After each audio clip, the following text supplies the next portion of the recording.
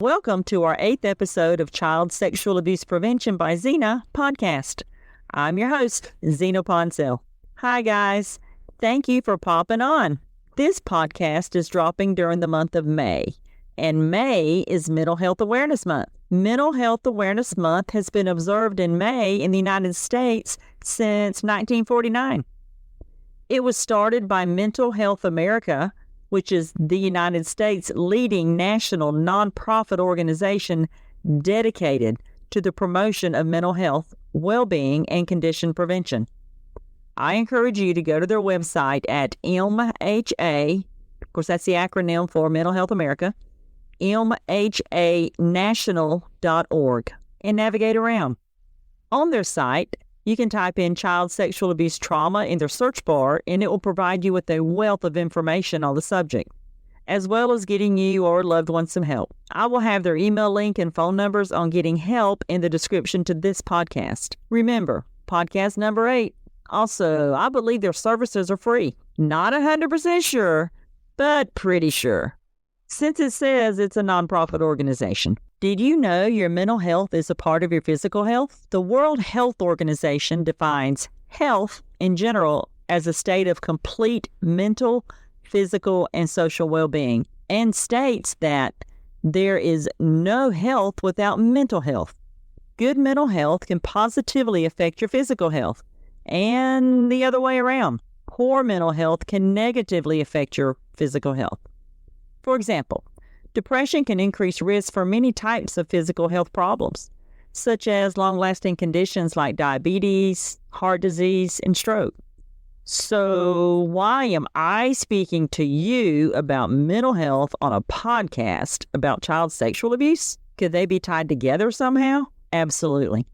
Don't get me wrong, I'm not a mental health expert. I'm not a psychologist or psychiatrist or a counselor or a therapist. I do have some education on the subject, and over the years, in working with sexual assault victims of all ages and witnessing the effects of their trauma that they've endured, I have looked into it.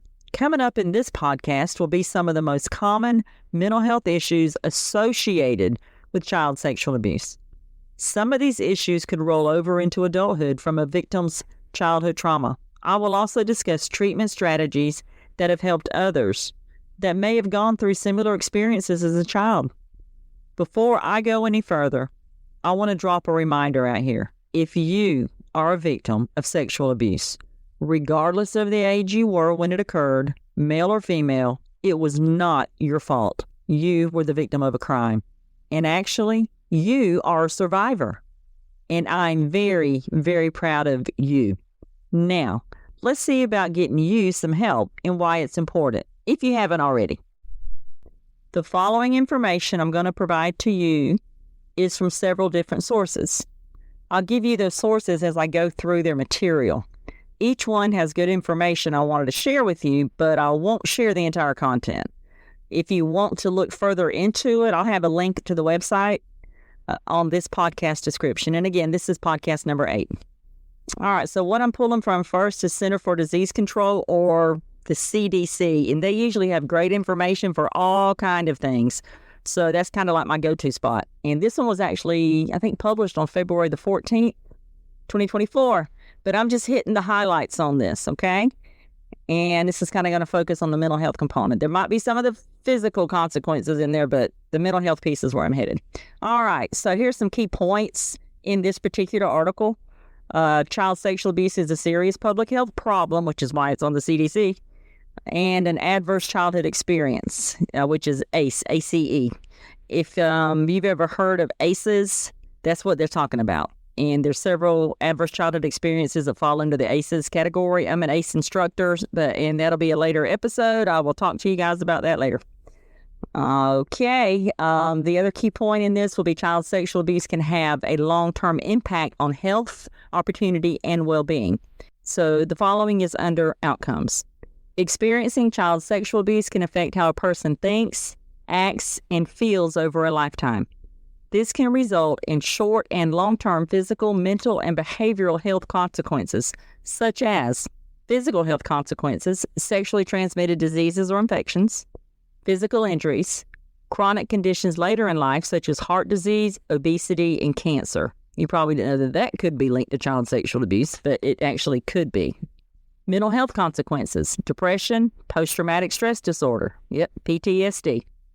And then there's some behavioral consequences, substance use, misuse, including opioid misuse, risky sexual behaviors, meaning sex with multiple partners or behaviors that can result in pregnancy or STDs, increased risk for perpetration of sexual violence, increased risk for suicide or suicide attempts. Experiencing child sexual abuse can also increase a person's risk for future victimization. For example, women who experience child sexual abuse are at 2 to 13 times increased risk for experiencing sexual violence in adulthood. Additionally, people who experience child sexual abuse are at twice the risk for experiencing non-sexual intimate partner violence. And we all know that as domestic violence. The next source I'm pulling from is from Psychology Today and Darkness to Light. And I didn't pull everything from that. I just pulled, again, a few of the highlights. So child sexual abuse, and I'm just going to refer to that as CSA in this article, has serious and long-lasting consequences for survivors, which was also mentioned in the previous article I've skimmed over for you. Here are some key points. Psychological impact. CSA survivors are more likely to experience disorders such as depression, anxiety, and post-traumatic stress disorder. And if you remember, that was also mentioned in the one before. Borderline personality disorder, eating disorders, and substance abuse are also linked to CSA. The psychological effects can take years to develop due to brain alterations during the developmental period. Remember, we're talking about child sexual abuse, so your little brains develop until you're in your 20s. Physical health impact. CSA survivors report more health problems, including pain, gastrointestinal symptoms, and obesity. They use healthcare services more frequently than those without a history of CSA. Socioeconomic and social effects. CSA is associated with negative social outcomes. Some examples would be sexual or relationship problems and lower income. Okay, and that, again, was from Psychology Today and Darkness to Light. And I've mentioned both of those before, and I believe I already have their information, their links to their websites in the, I believe it's in the end of the descriptions on really all of the podcasts that I've posted. It's kind of like a permanent fixture at the bottom. Okay, my next resource for you is from RAINN, RAINN, sexual assault website. It's the National Sexual Assault website, actually. And I've mentioned this several times in the past as far as them, and their information is also permanently at the bottom of all the podcast descriptions. Okay? So here's what they had on theirs. And the name of their article actually is Healing After Child Sexual Abuse. And this one, I believe, was posted July the 9th, 2021. But this actually goes specifically to healing after child sexual abuse. So here I go. Survivors of child sexual abuse may experience many short-term or long-term effects throughout their lifetime. The after effects can be overwhelming and extremely difficult to manage at times. Overcoming the trauma, shame, and guilt that is left behind can be a difficult task. However, when one decides to address the hurt and the pain, the healing journey can begin. I'm going to read that sentence again, okay? When a person decides to address the hurt and the pain, the healing journey can begin. Basically, what that's saying is whenever you disclose to someone, maybe a professional, a counselor, a therapist, a psychiatrist, psychologist, about what happened in your past, it should be like a weight lifted off your shoulders, okay? It can be somebody completely confidential. Nobody has to know about it. That's entirely up to you because that is your story. But as soon as you disclose and you start getting help from someone, that's when your healing begins. Okay? All right. The path toward healing is different for everyone. At times, the journey can be filled with highs and accomplishments. At other times, it can feel like progress has stalled or is even moving backward. That's because healing is not linear, but rather an upward spiral filled with both joy and sorrow and ups and downs. No matter how old you are or how long ago you experienced abuse, it is never too late to begin your healing journey. Deciding to heal is investing in making decisions that promote recovery. It is important to know that there is not one way of healing. What works for one person may not work for another. So it's important to try a variety of approaches and figure out what works best for you. Adult survivors of child sexual abuse face some unique challenges along their healing journey. Survivors of childhood trauma may perceive the world through the lens of their past trauma. Certain events or environmental factors may trigger memories that can make present moments feel unsafe, though the potential for harm may be low.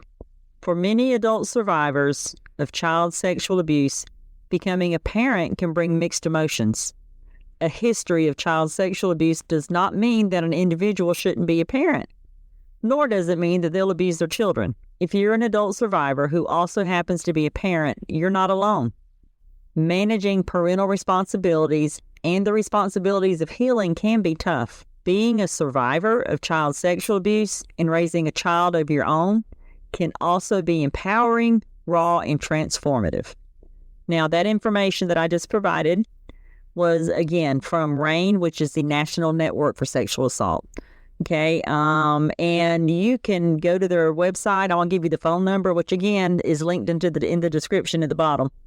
But you can speak to a trained support specialist. Visit the National Sexual Assault Hotline at 1-800-656-4673, which is HOPE, H-O-P-E. 1-800-656-HOPE, H-O-P-E. So 1-800-656-4673. Or you can chat online. If you don't want to speak to somebody, if you don't want to actually talk, you can do it online. And that one is online.rainn, RAINN.org. Online.rainn, that's with two N's, online.rainn.org. Okay? And they can refer you to places. And often some people take comfort in not actually knowing the person that they're speaking with. And that is perfectly okay. That is perfectly okay. Okay, this section that I'm fixing to go over is from an article or a paper that I ran across. It's got a ton of information in it, and it's based on a study where they studied 1,600 subjects or people and their histories and their current status. I'm not going to go into all that because it would take forever. However, I can easily send you this. The link will be in the description. I know I've said that a bunch, but I want to be sure you got it. Anyway, this one's, the name of this one is Mental Disorders in Sexually Abused Children, and it's from the University Clinic Center of Republic of Srpska. And I don't know if I said that right. Please forgive me if I did not.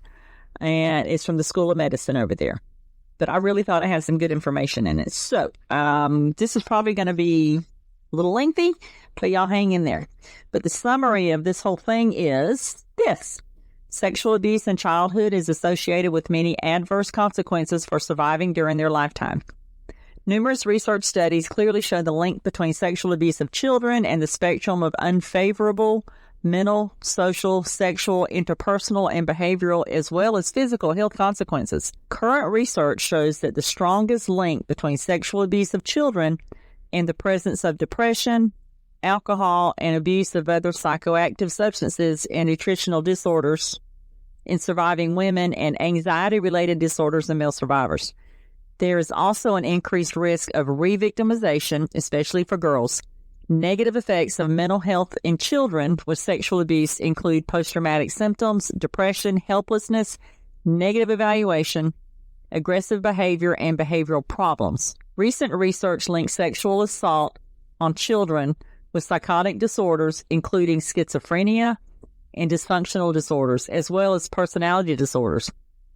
Sexual abuse of children involving penetration is specifically identified as a risk factor for the development of psychotic and schizophrenic symptoms. Many studies have shown that sexual victimization in childhood is a significant risk factor for suicidal ideation and suicidal behaviors. Okay, this next part is about the results and the discussion on it. Numerous studies clearly demonstrate the link between child sexual abuse and spectrum of adverse mental, social, sexual, interpersonal, and behavioral, as well as physical health consequences. Sexual abuse in childhood is in correlation with higher levels of depression, guilt, shame, self-harm, eating disorders, somatic problems, anxiety, dissociative disorders, sexual problems, and problems related to interpersonal relationships. And I know some of this is like repetitious, so y'all hang with me. Victims of sexual abuse may have a number of symptoms even after years of abuse. Physical signs and symptoms are easier to see, but emotional and psychological symptoms have long-lasting effects. And Alexander, he's the one that did the study, defines sexual abuse as chronic neurological disease and states that negative consequences can last for decades. Okay, and that was from Alexander 2011. And in this article, there are several people that are contributing information to it. So there's a whole list of references at the end. The consequences of child sexual abuse can include depression, eating disorders, post-traumatic stress disorders, and an impaired ability to cope with stress or emotions. Depression is the most common long-term symptom of sexual abuse. Survivors have a negative image of themselves, low self-esteem, feeling of uselessness, and withdrawal from social relationships, suicidal ideas, sleeping difficulties, and disturbed eating patterns. Often there are long-term problems such as physical disorders and eating disorders in child sexual abuse. Abused children feel dirty or ugly, unhappy with their appearances and body, experience pelvic pain, gastrointestinal problems, headache, and swallowing difficulty. Many experience chronic anxiety, tension, anxiety, and phobia attacks, as well as post-traumatic stress disorder. As a consequence of sexual abuse in childhood, survivors' avoidance, fear of lack of interest in sex can be developed, as well as negative feelings like anger or guilt, emotional distance during sex, intrusive or disturbing sexual thoughts and images, involvement in compulsive or inappropriate sexual behavior, difficulties in establishing or maintaining intimate relationships. Now, these were adults that were studied who had child sexual abuse experiences. Okay? And again, the name of this article was Mental Disorders in Sexually Abused Children, and there's so much more to this. There is a section that talks about the sexually abused male groups, because they had male and female. They had a high level of conflict with society, tendencies towards criminal behavior, compulsions, antisocial characteristics, mental confusion, anxiety, low self-esteem, and moodiness. And I've heard anxiety through all of these articles I've kind of reviewed for you. And well, a lot of this is repetitious with the other articles I've included. Okay, I'm going to jump on down just a little bit. It says child sexual abuse can have an impact on brain functioning. Excuse me. The effects of sexual abuse can include disassociation, memory impairment, and reduced social functioning. Sexual abuse in childhood can have a wide range of effects in adulthood. Some survivors experience less mental health problems, while others have many more mental health problems. And I'm fixing, they have a whole list down here. I'm going to cruise over it. All right. Sexual abuse in childhood can affect confidence. Misuse of trust can jeopardize that feeling that the world is a safe place and impairs the ability to trust others. This is especially pronounced if there is a close relationship with the abuser. Okay, self-esteem. A child can blame himself or herself for abuse, although this is not his or her fault, and you may have a bad picture of his or her future. Coping with stress.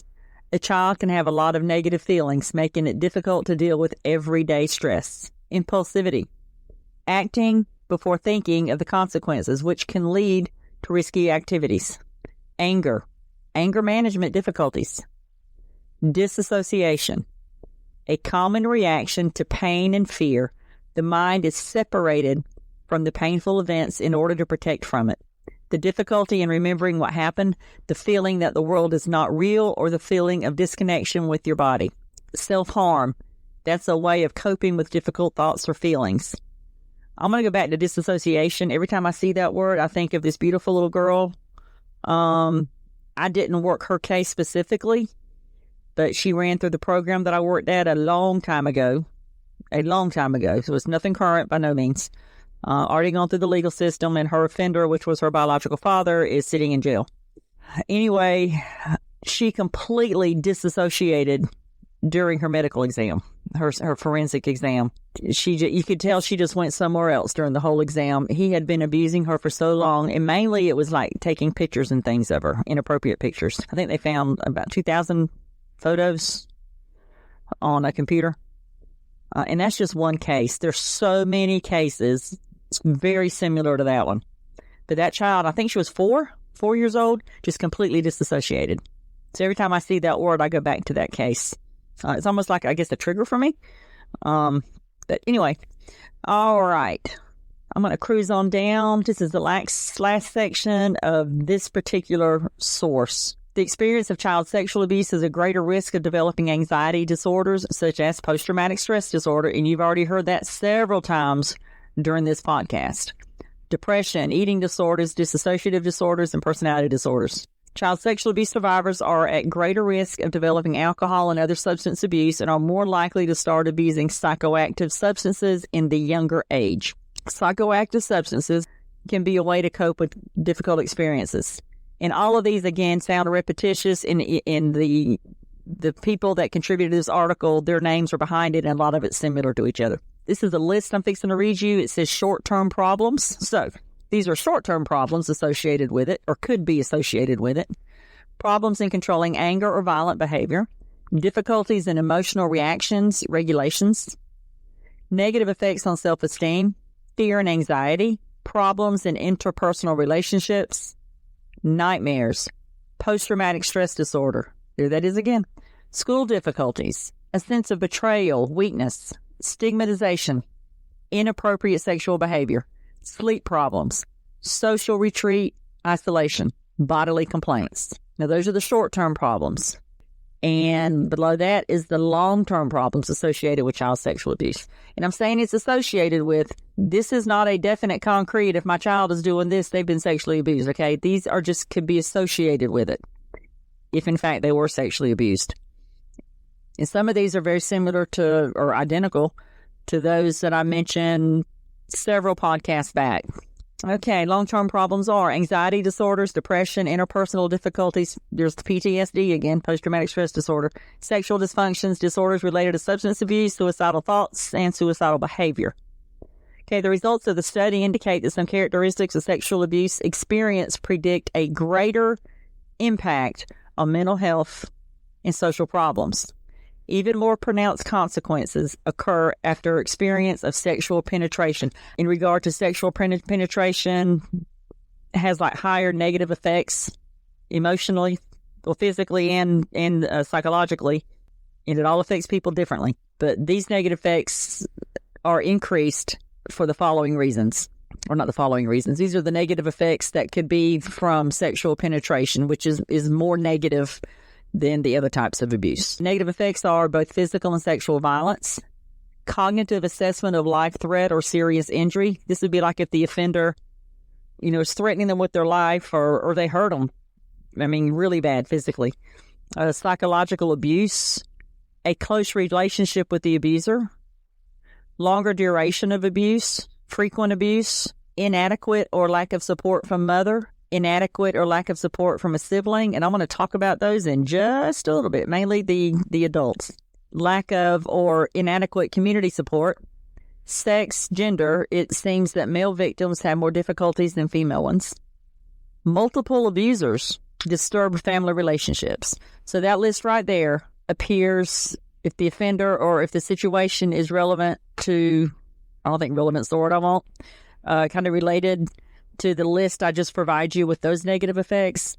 Often those are more, I guess, notable in the actual sexual penetration as opposed to touching, fondling, and again, the internet, sexual abuse, photographs, things like that. None of it's good. Again, like I said, don't get me wrong.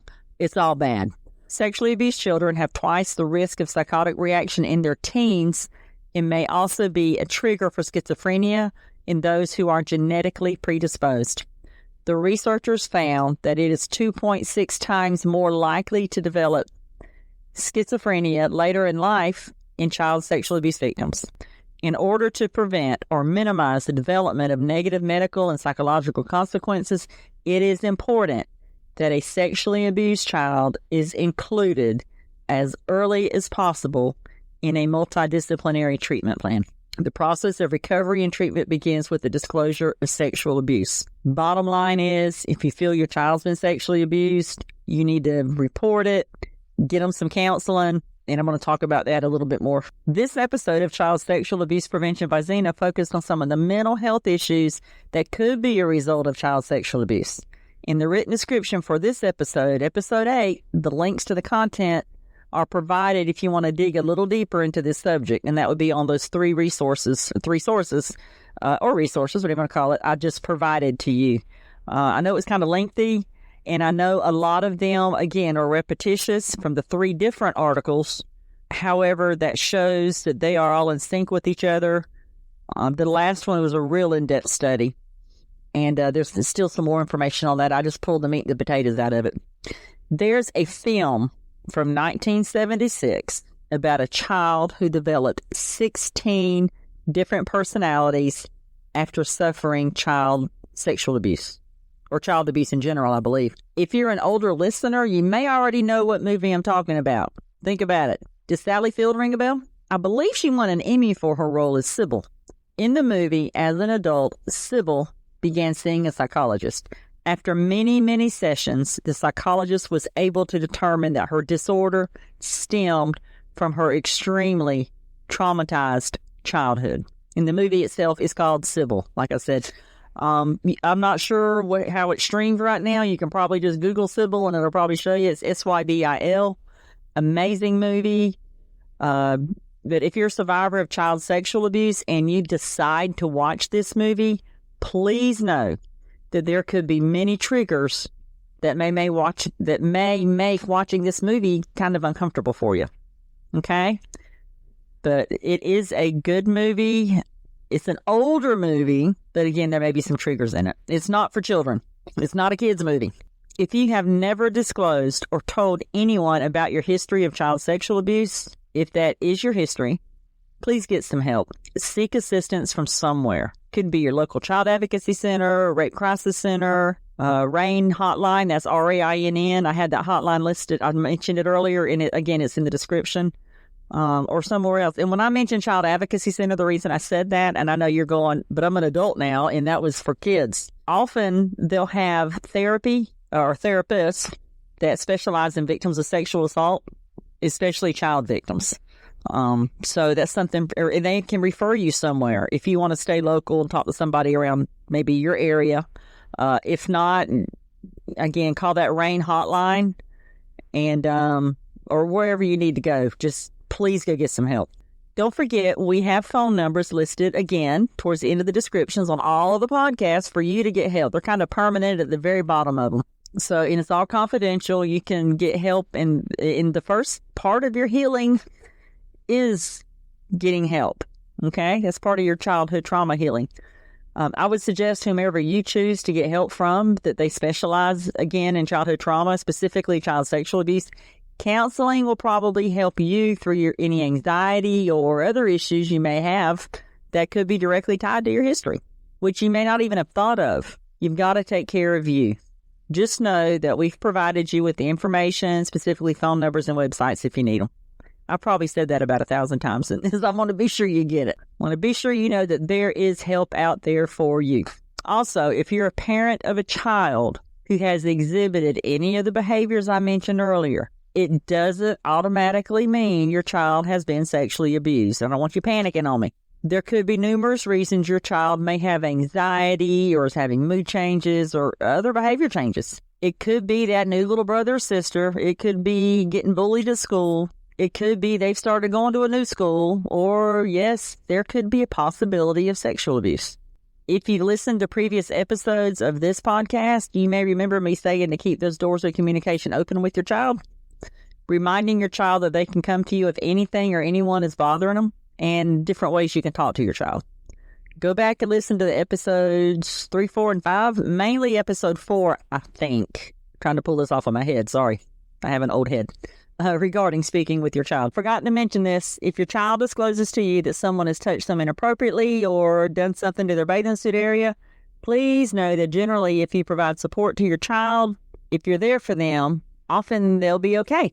As long as they have your support and you're with them every step of the way through their child-friendly investigation, evidence collection, counseling, everything moving forward. Many mental health issues in child sexual abuse victims can be made much worse if their parents, caregivers, guardians, basically their safe adult, if they don't believe them or support them. The best end result, in my opinion and through studies, is when the parent supports their child.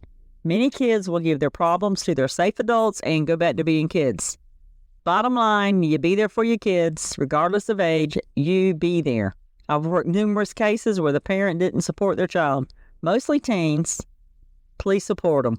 Don't forget, you can reach out to me at csapreventionbyzena@gmail.com. If you have any questions, head on over to Facebook and join our private group. It's the same name as this podcast, Child Sexual Abuse Prevention by Zena.